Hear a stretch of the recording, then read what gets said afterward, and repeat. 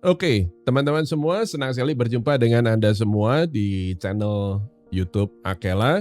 Dan video kali ini singkat aja karena ada sebenarnya penjelasannya sih sudah saya bahas di video-video yang sebelumnya. Nah, akan tetapi ada begitu banyak simpang siur baik di media maupun di sosmed saat ini, sebentar-sebentar ada yang bilang inflasi, sebentar-sebentar ada yang bilang resesi. Jadi pertanyaannya itu adalah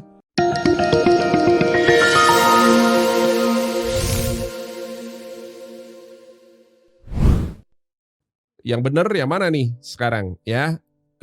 Inflasi atau resesi gitu ya. Nah, jawabannya mari kita analisa pelan-pelan ya, karena itu juga kalau Anda lihat ini ada view pemandangan atau landscape yang cantik banget.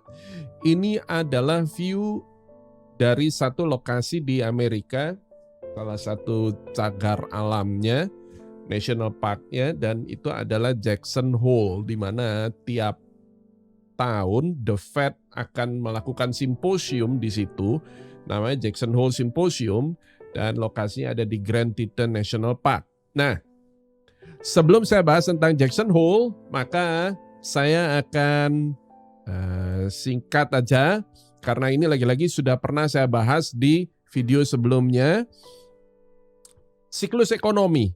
Jadi karena ini siklus, maka dia selalu berputar seperti itu. Dan siklus ini saya belah menjadi dua bagian, sebelah kiri dan sebelah kanan. Sebelah kiri ini artinya ekonomi bertumbuh, dan sebelah kanan itu artinya pertumbuhan ekonomi negatif atau kontraksi.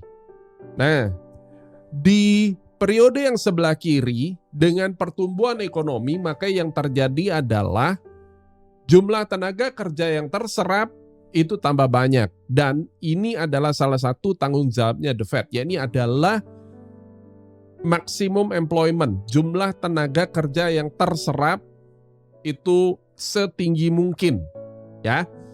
Dan tanggung jawab yang kedua itu adalah menjaga harga barang-barang dan jasa itu stabil atau price stability. Nah, jadi kalau kita mulai dari fase yang pertama itu adalah early expansion, awal pertumbuhan ekonomi, dan pada saat di awal pertumbuhan ekonomi harga barang-barang masih rendah semua, masih murah karena barusan habis selesai resesi gitu. Dan ini adalah zona nyamannya The Fed. Kenapa? Karena pada periode ini itu The Fed nyantai banget ya, dia tidak perlu mengkhawatirkan inflasi dan tidak perlu mengkhawatirkan pertumbuhan ekonomi. Kenapa? Karena ekonominya sudah mulai bertumbuh, jalan lancar, jumlah tenaga kerja yang terserap juga naik. Akan tetapi sejalan dengan pertumbuhan ekonomi, maka permintaan atau demand akan berbagai barang-barang, bahan baku industri, energi ini naik, mengakibatkan harganya jadi naik, dan karena harganya jadi naik maka apa yang terjadi? Inflasi. Nah, disinilah The Fed harus bekerja keras untuk apa? Meredam inflasinya supaya jangan ketinggian.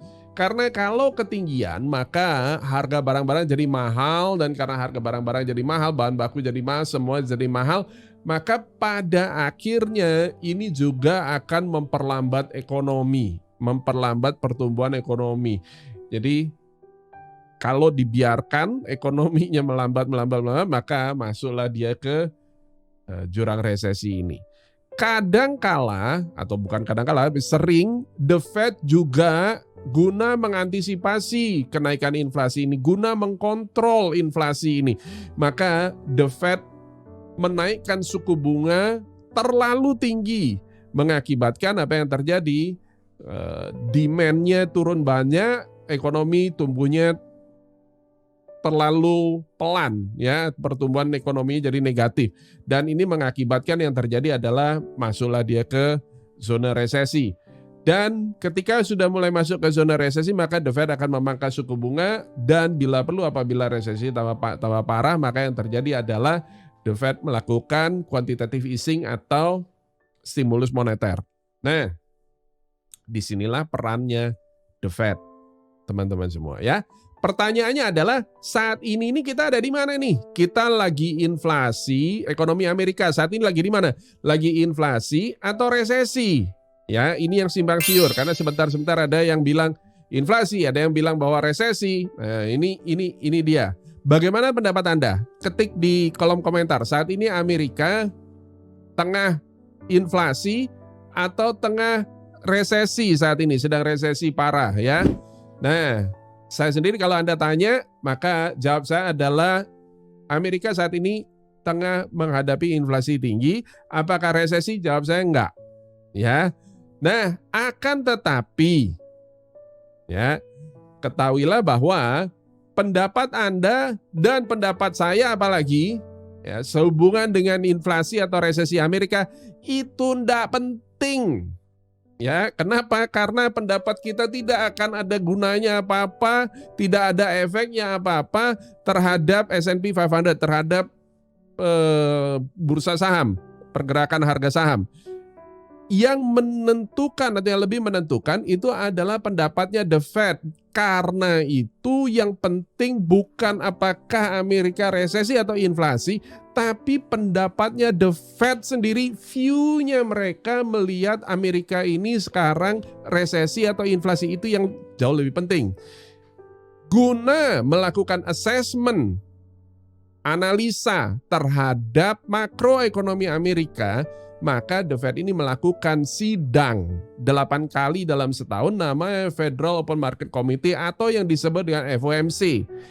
Jumlah orang yang duduk di meja ini, ya ini sidang FOMC, ya kalau Anda perhatikan, ya ini jangan sampai nggak tahu, ini adalah Fed Chairman Jerome Powell. Nah kemudian ini siapa? Ini adalah Vice Chairman, wakilnya namanya John Williams. Ya, nah dan ada member yang lain gitu ya. Semuanya itu totalnya ada 12 member FOMC, Federal Open Market Committee. Jadi yang duduk di meja itu setiap kali FOMC itu ada orangnya, ada jumlahnya ada 12. Tiap orang punya suara satu-satu vote. Oh, saya voting menaikkan suku bunga 50 basis point, naikkan 75 basis point, maka diambil suara, pemungutan suara, satu orang satu. Jerome Powell tidak lebih suaranya dibandingkan yang lain, sama satu ya, walaupun dia adalah chairman. Di dalam 12 ini komposisinya itu ada 7 Fed Governor dan ada 5 regional presidents yang diambil digilir dari 12 distrik The Fed. New York itu adalah anggota tetap, selalu ada tiap tahun, sementara 4 presiden yang lain itu digilir. Jadi kalau tahun ini ada Cleveland, maka nggak ada Chicago berarti. Ya, Chicago-nya tahun depan. Nah, kalau kali ini ada kali ini kalau nggak salah Boston, maka Philadelphia-nya nggak ada, ya. Richmond-nya juga nggak ada. Nah, demikian pula ini. Kalau ada Minneapolis saat ini, maka ya saat ini Kansas City sih, ya. Kansas City, gilirannya Kansas City. Itu adalah tuan rumahnya Jackson Hole Symposium, ya sekarang, ya. Esther George. Nah, kalau ada Esther George mewakili Kansas City sekarang ini, maka Minneapolis yang nggak ada, San Francisco itu Fed presidennya adalah Mary Daly, Mary Daly-nya nggak ada. Nah, terus kemudian Dallas, Atlanta, sama St. Louis. Ya, St. Louis-nya ada sekarang. Ini ada James Bullard. Nah, James Bullard ada di ini Fed President St. Louis, Dallas nggak ada, Atlanta nggak ada, itu tahun depan. Nah, total semua ini ada 12. Nah, inilah dia 12 distrik The Fed, ya, Bapak Ibu, teman-teman semua, itu Boston, New York, kemudian Philadelphia, Cleveland, Richmond, Atlanta, kemudian Chicago, terus kemudian St. Louis, Minneapolis nih yang biru ini, dan Kansas City, kemudian Dallas, kemudian San Francisco. Ini adalah Fed distrik yang paling besar sampai Hawaii ini ya, sampai Honolulu. Nah, komplitnya Anda bisa lihat di website ini federalreserve.gov, monetary policy fomc.htm. Dan inilah member FOMC sekarang ini yang punya suara ketika sidang FOMC, mereka yang menentukan. Karena itu setiap kali mereka muncul di media, pendapat mereka sehubungan dengan inflasi Amerika, apalagi kalau sampai bicara tercetus bahwa problem ekonominya adalah seperti ini, concern mereka adalah hal ini, inflasi, maka itu akan mempengaruhi pergerakan pasar langsung, ya. Nah, ada 12. Nah, karena itu, Anda lihat di sini daftarnya itu ada Jerome Powell, Fed Chairman sendiri, kemudian wakilnya John Williams. Nah, terus kemudian ada Michael Barr, kemudian Michelle Bowman, Lael Brainerd, ini yang sempat tempo hari dicalonkan oleh Demokrat untuk menggantikan Jerome Powell, tapi kenyataannya Jerome Powell masih tetap sebagai Fed Chairman berikutnya. Kemudian Susan Collins, kemudian ada Asa George, sekarang tuan rumah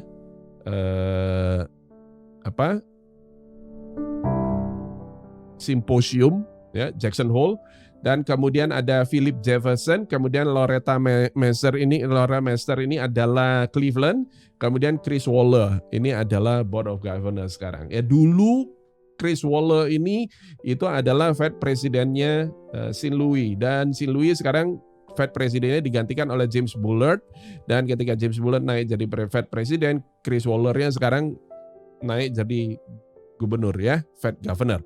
Nah, Bapak Ibu, teman-teman semua, setiap kali mereka bicara, maka kita harus bisa menilai omongannya mereka ini cenderung akan naikkan suku bunga atau cenderung untuk tidak naikkan suku bunga atau naikkannya lebih pelan gitu. Ya, naikkannya sedikit. Ya, kalau naikkannya mereka contohnya kayak Bullard itu bilang 75, maka berarti dia agresif naikkan suku bunga. Maka itu istilahnya namanya hawkish. Kalau Fed FOMC member itu mengkhawatirkan inflasi dan mereka cenderung untuk menaikkan suku bunga secara lebih agresif, maka itu namanya hawkish. Mereka lebih cenderung menaikkan suku bunga. Kemudian kalau mereka lebih slow down, jadi saya rasa tidak perlu 75, ya, tidak perlu terlalu terburu-buru, maka itu namanya less hawkish, ya, tidak se-hawkish yang sebelumnya.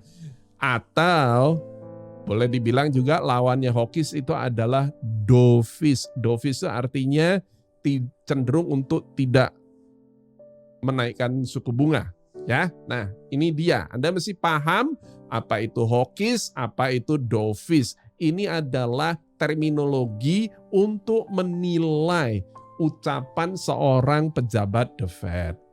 Ya. Nah, pertanyaan selanjutnya, bagaimana cara The Fed menilai, menganalisa inflasi yang terjadi di Amerika, inflasi atau resesi?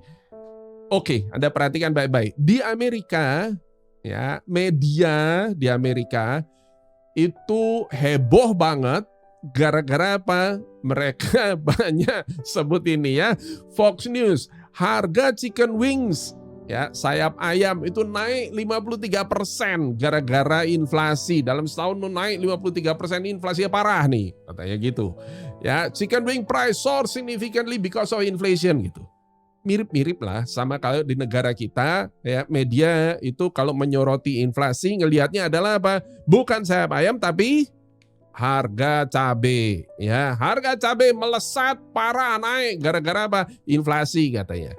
Nah, mari kita berpikir sekarang bukan dalam kacamata ya seperti yang sering kita lihat di media begini, tapi kita berpikir dalam kerangka pikirnya The Fed, karena yang penting bukan pendapat Anda, bukan pendapat saya, tapi yang penting adalah pendapatnya The Fed tentang resesi apa inflasi. Ya, kita mau tahu, ya, yang mempengaruhi pergerakan harga pasar S&P 500 naik turun, Dow Jones naik turun, itu bukan kata-kata Anda, kata-kata saya, kata-kata media tentang resesi atau inflasi, tapi yang menentukan itu adalah kebijakannya The Fed. Ya, The Fed akan naikkan suku bunga atau The Fed tidak naikkan suku bunga.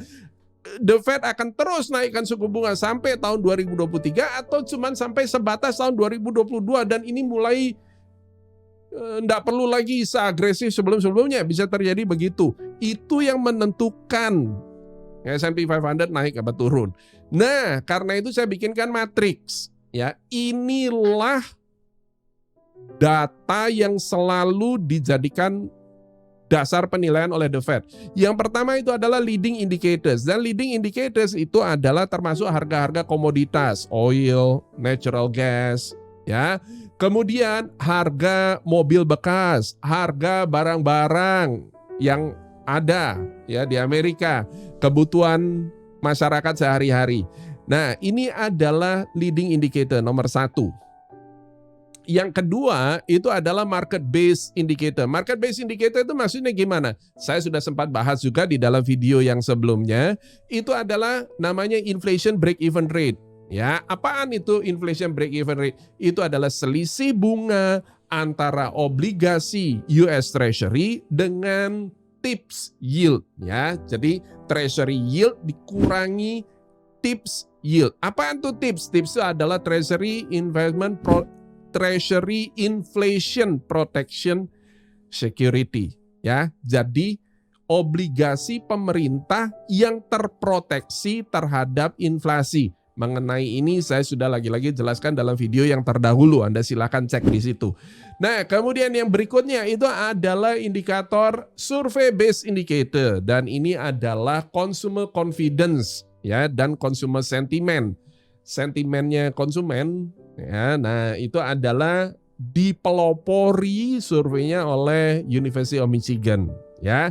Dan kemudian yang terakhir adalah baru kita bicara lagging indicator, dan itu adalah CPI, PPI, dan PCE. CPI itu adalah Consumer Price Index, PPI itu adalah Producer Price Index, dan PCE itu adalah Personal Consumption Expenditure. Saya juga sudah jelaskan ini semua pada video yang sebelumnya tentang inflasi. Ya, mari kita lihat sekarang. Ini adalah data CPI yang terbaru terakhir kemarin, dan ini sangat surprise. Kenapa? Karena dari membumbung tinggi kayak begini tiba-tiba anjlok.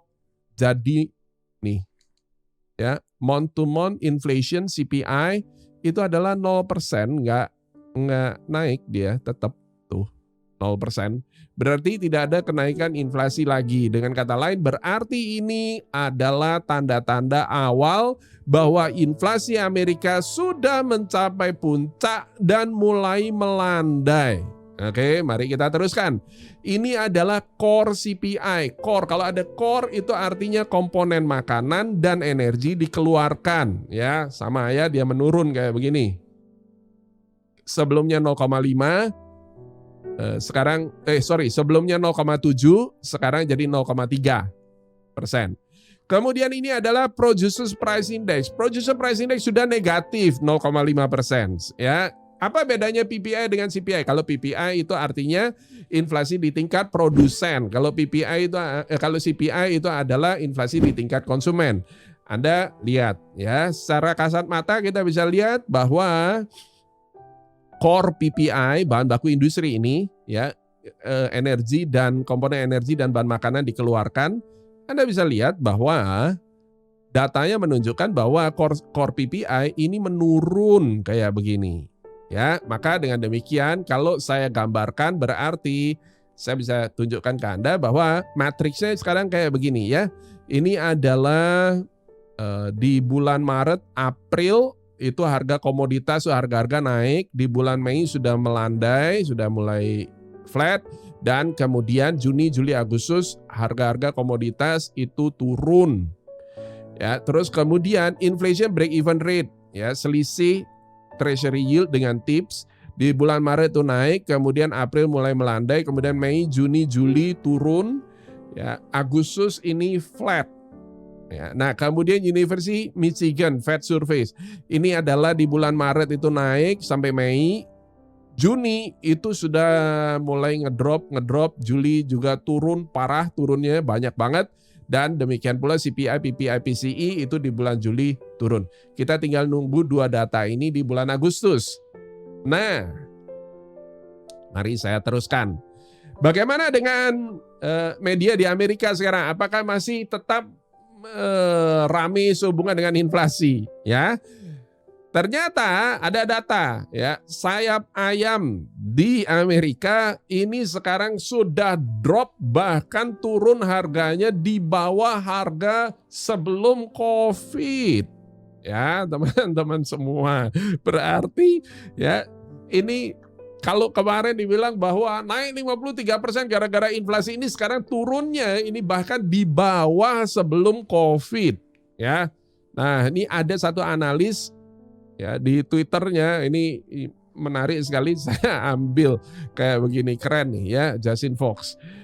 Nah, akan tetapi James Bullard ini adalah Fed President St. Louis, itu tetap teguh pada pendapatnya bahwa inflasi di Amerika walaupun menunjukkan tanda-tanda mulai melandai, tapi datanya masih menunjukkan bahwa angkanya di atas 8% dan itu sangat tinggi dibandingkan dengan target The Fed yang cuman hanya di kisaran 2% setahun.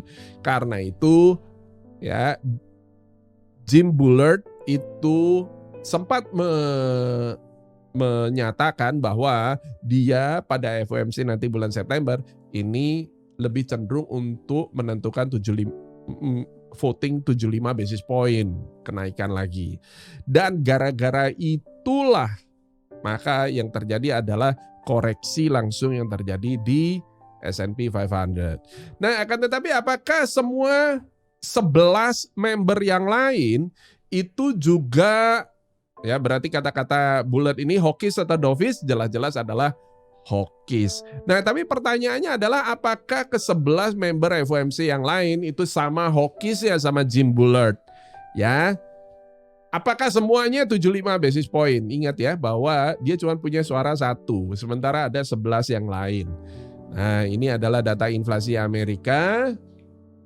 Oke, gara-gara ucapan Jim Bullard itu membuat bahwa peluang The Fed menaikkan suku bunga 50 basis point itu langsung drop jadi cuma 36%, sementara 64% peluangnya sekarang berarti naik 75 basis point pada FOMC 21 September nanti, ya. Nah, mari kita dengarkan karena nanti malam Jerome Powell akan pers conference ya pada Jackson Hole Symposium. Ya, kita dengar pendapatnya dia seperti apa. Apakah Powell se-hawkish Jim Bullard? Bagaimana dengan member yang lain? Ya, member yang lain ada beberapa yang tidak se-hawkish Jim Bullard. Nah, kemudian ada satu lagi. Ini saya perlu clarify, kenapa? Karena saya lihat di sosmed sama di media, sosmed terutama, ya, itu rada rancu sehubungan antara soft landing, definisi soft landing maupun hard landing. Kita sering lihat di media di luar negeri, di Amerika, yang mengulasnya begini. Ya, the Fed says he can't guarantee a soft landing as the Fed looks to control inflation. Kalau saya terjemahkan, Powell mengutarakan bahwa dia tidak bisa menjamin adanya soft landing atau terjadinya soft landing karena The Fed saat ini sedang berusaha mengupayakan untuk mengendalikan inflasi. Nah, pertanyaannya adalah soft landing ini apa sih maksudnya? Apakah itu strateginya The Fed? Jawabnya bukan. Ya, soft landing atau hard landing itu adalah kata kiasan yang digunakan oleh seorang ekonom, dan kata kiasan itu diambil dari mana? Dari kondisi ini, ya. Hard landing tuh kayak gini, itu artinya pesawatnya karena kehilangan kendali dia jatuh. Ya, the plane crash. Nah, kalau the plane crash itu namanya hard landing. Di dalam dunia ekonomi, hard landing itu kayak gimana? Itu artinya ekonominya crash. Dan ekonomi crash itu artinya apa? Itu artinya resesi ekonomi and people are losing their jobs. Banyak orang kehilangan pekerjaannya jadinya gara-gara resesi ekonomi. Ini namanya hard landing. Kalau Anda ingat tadi lingkaran siklus ekonomi yang saya sajikan di awal, ya, berarti kalau hard landing itu artinya the Fed tidak bisa mencegah ekonomi terperosok masuk ke zona yang merah, ke bagian lingkaran yang merah itu sebelah kanan. Berarti ekonominya kontraksi dan banyak orang kehilangan pekerjaannya, penganggurannya naik. Lah kalau soft landing gimana Pak Hari? Lihat sekarang, ya, Anda lihat. Kalau pesawat soft landing gimana? Dia mendaratnya pelan-pelan gini, jut, ya, mendaratnya pelan-pelan, enak kayak begini kan. Ini namanya soft landing. Dan soft landing of the economy itu artinya apa? Artinya pertumbuhan ekonominya melambat, bukan negatif loh ya. Kalau negatif itu namanya kontraksi, itu artinya pertumbuhan ekonomi negatif. Kalau melambat itu artinya kalau kecepatannya misalnya setahun itu 3%, maka sekarang turun jadi 2%, jadi 1%, itu namanya pertumbuhannya melambat ya. Slowing economic growth, tapi ekonominya tetap bertumbuh. Dan karena slowing economic growth, demand akan barang-barang jadi mereda, mengakibatkan inflasinya jadi turun. Inflasi berhasil dikendalikan tanpa mengorbankan pertumbuhan ekonomi. Ini adalah goal utamanya The Fed. Nah, pertanyaannya, bagaimana caranya The Fed mencapai kondisi seperti itu? Strateginya kayak gimana? How do they discuss the strategy? Nah, caranya itu adalah salah satunya disimposiumkan di Jackson Hole Symposium yang mereka selenggarakan tiap tahun, dan kali ini itu adalah tanggal 25 Agustus sampai 27 Agustus 2022. Seperti apa isinya Jackson Hole ini? Saya akan jelaskan sesudah saya mendapatkan datanya dari Jackson Hole Symposium. Demikian penjelasan saya sehubungan resesi atau inflasi. Semoga bermanfaat, sukses selalu, dan sampai jumpa pada video berikutnya.